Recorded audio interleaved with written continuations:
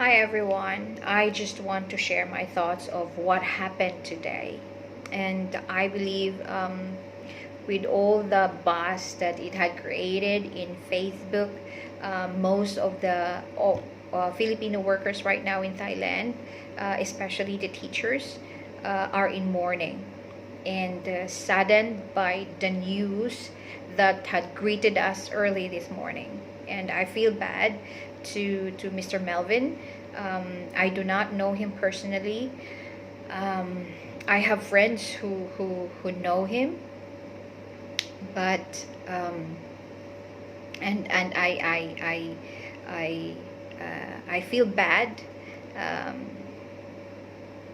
for them because probably their thoughts was like, how come you never told us? How come we are here for you? How come you never shared at all, or things like that? Probably they are they have a lot of questions right now, and I don't have answers for that. We can only assume things. Probably he decided that he doesn't want to burden others, or probably he thought that he doesn't like sharing, or for whatever reason why he never told or shared fully to another person what he has been experiencing. But the thing is, this is what happens now, and the reality of depression and suicide, which is one of the leading causes of death, not only in one country but around the world, become so real in us right now. And this reminds me that this reminds me of the importance of significant people in your life, of the people that you can trust, the circle of people that you have in your life. It reminds me to value them, because we cannot survive on our own. In terms of depression, you cannot overcome it solely on your own. You cannot deal with it on your own.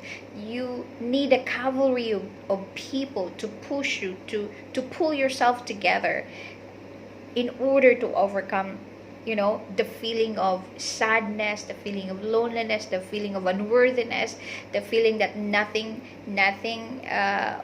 works well in your life, and the feeling of insecurity, the feeling of all those negative feelings that are going on, that are, that comes inside your mind, and it affects you emotionally. And the more it is being enhanced by the isolation that you're going through. So uh, we can actually learn a lesson from what happened to his life. We can never do it alone on our own. We need people around us. We need people who can show us the way. We need people to guide us. We need people to teach us, share to us their lives, invest in us, encourage us to grow, or get out from whatever negativity or a bad place that we are in. We need them. And we cannot be what God wants us to be without these people. All right. Without people. And I remember, this reminds me of Rick Warren's book, that we actually need 4 people in our lives in order for us to survive, and in order for us to be and fulfill our purpose of why we are here in this world. And the first one that you need is a mentor. These are coaches, life coaches. You actually need a lot of mentors, not only one. You do not only need one, you need a lot, because these are the people who will teach you. One person cannot teach you one thing alone. Okay, the people, there are different areas of development that you need to understand, and it could be technology, it could be parenting, it could be what's this, it could be in fashion, even in personality development, or curriculum development if you're a teacher, and so on and so forth. So different areas. So you need more than just one mentor, and one person cannot teach you in one area, because you have different areas in your life. So another person will teach you about something, and another will teach you about something. So you need someone, you need mentors around you. Another one is you need role models. These are people who are already doing or have already done what you wanted to do, and many of the skills you've learned in life, you actually learn them by observing other people, and by observing others in doing it successfully. And in terms of depression, learn to reach out to these people who have experienced depression but have overcome it, and have learned to manage it, and have learned to accept it, that it is there in their lives and it will not go away, and somehow they have learned to live with it.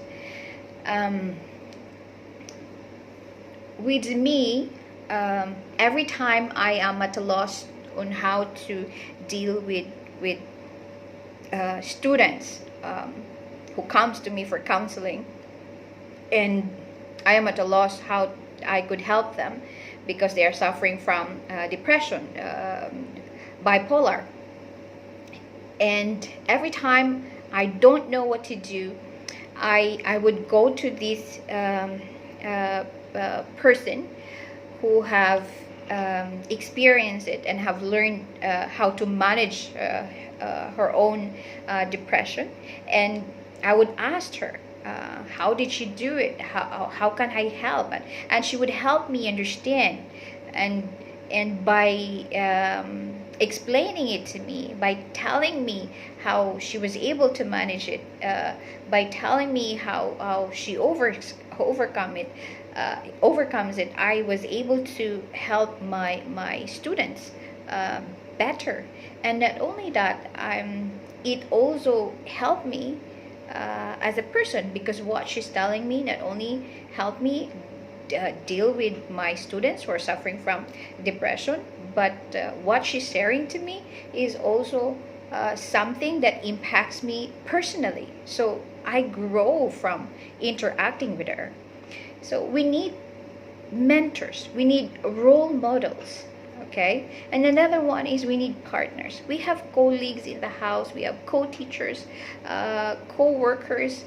They are there to work with us. So partner with them. Do not just work alone. Life is easier if we we share the load with someone else. Okay, no matter what is your personality, I believe, okay, it's not, I believe no matter what is your personality, it is still better to work it out with other people, and share the burden with others. So yeah, do not forget these people in your life. You have these people in life. They are there to help you grow, not only professionally as your colleague, but also personally. Even the ones who you think you do not like, you can only imagine how much are the things that you could learn from them if you only allow yourself to be open to them, even if you do not like them. Yes. The last one are, of course, your friends. Friends don't necessarily help you. Friends are just there. No matter who you are, what you do, friends will just be there. They're just there. Their presence are felt even if they are quiet. Okay, they accept you no matter what painful experiences you have. They can be just there quietly in your life, right? So you can mess up, they still accept you. You can do things that they may not agree on, but still they love you. All right. So when a friend walks alongside with you when everybody is living, that's when you know that you have a true friend with you, and that is a keeper, or she is a keeper, or he is a keeper. So the question is still, despite all these benefits of having mentors, of having role models, of having partners, colleagues, co-workers, you partner with them, you work with them, despite having the benefit of friends, why so many people still attempt to live their life without the support of others?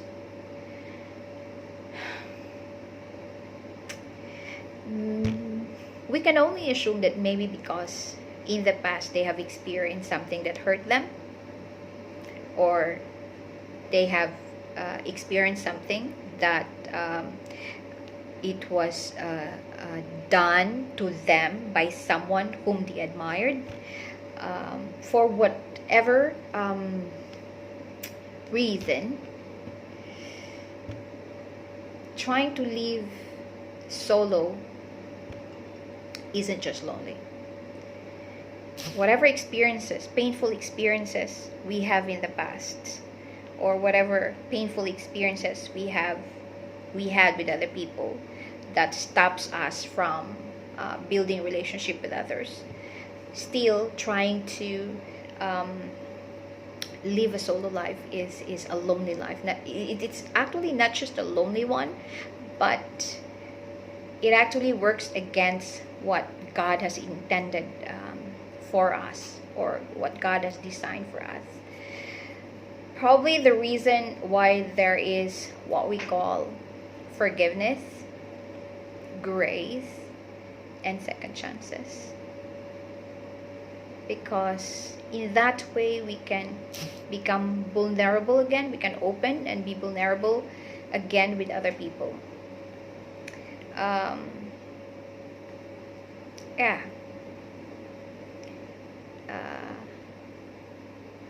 Do not be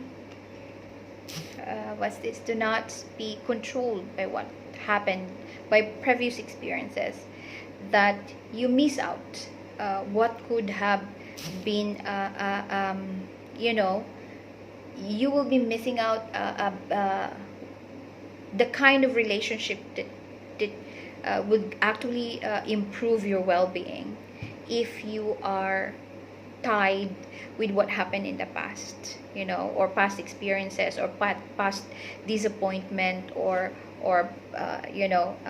bad experience that someone did to you. Do not let it deprive you of an opportunity to build a good and better relationship with somebody else, with another group of people, or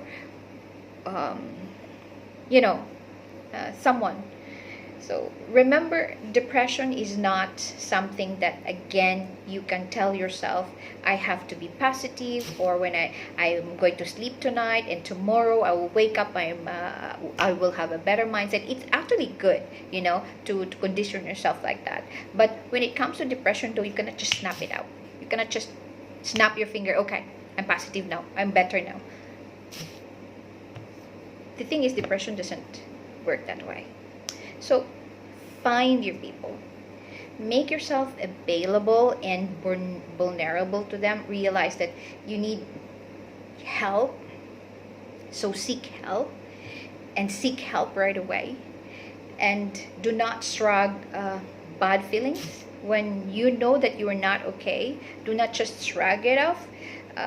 face them as soon as possible, and do not let them grow into something that you do not know how to overcome them later on. And yeah, find your people. You need people to help you. As I've said a while ago, you need people, a cavalry of them, to help you pull yourself together and overcome whatever you're going through. No matter how small, find someone who is willing to sit beside you and listen. Find someone who you know, whom you are comfortable with and whom you can talk with, and help you, you know, sort things out.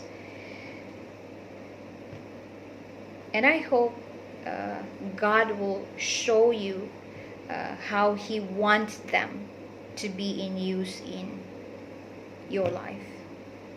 How they can, you know, get you out of the mess you're in. May God show you how they can encourage you, they can inspire you, and so on and so forth. And another one is,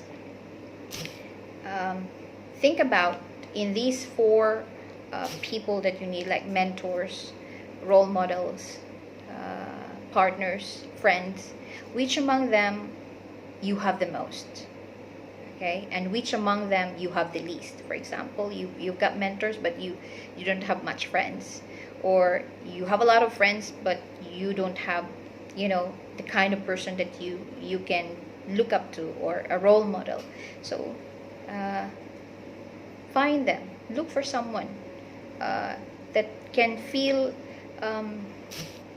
these roles in your life, and will be able to help you survive in this world, not only in times of crisis, but in just, you know, everyday challenges of life.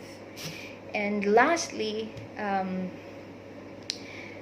ask yourself, does anyone in your life need your support in one of these roles? Does anyone in your life need you to be a mentor, need you to be a model, a role model to them, need you to be their partner, or need you to be their friend? So be willing to be a mentor, be willing to be a role model, be willing to be a partner,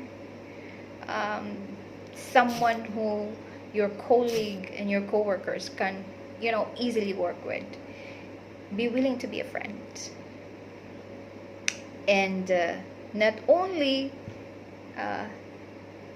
in doing this, not only you will help themselves, you will help others, but you will most likely help yourself, because research suggests that a person who actually help others regulate their own emotions also learn how to regulate their own emotions. And not only that, it actually lowers, as you help others deal with, you know, what they feel, it actually lowers your own depression as well, your own symptoms of depression, and it improves your well-being. So don't hesitate to reach out. Do not hesitate to reach out, because the little things that you do, no matter how little they are, no matter how little you think they may be, they matter to one person, or they matter to another, and you'll never know whose life you're going to save. So don't hesitate to do whatever you can, and that simple act of kindness might, you know, bring joy and gladness and inspiration to someone else. So you'll never know. So I hope this one, you know, gives you some thought and some inspiration.